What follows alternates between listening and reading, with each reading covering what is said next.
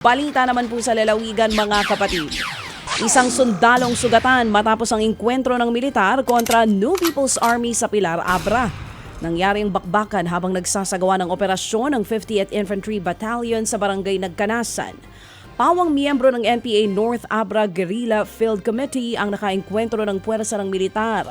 Ito na ang ika-5 beses na nakasagupa ng ating mga sundalong rebelding grupo sa probinsya ngayong taon.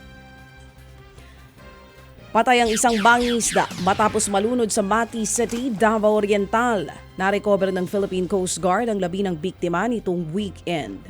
Ayon sa investigasyon, Sabado de Gloria nang pumalaot ang mangingisda sa sakop ng Barangay Dawan.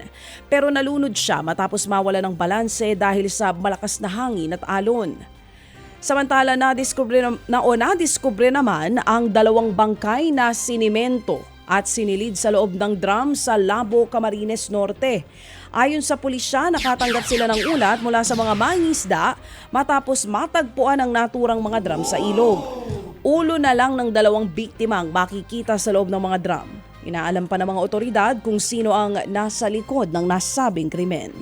Ted Filon at DJ Chacha ngayon nasa Radyo 5 92.3 News FM Monday to Friday 6 to 10 a.m.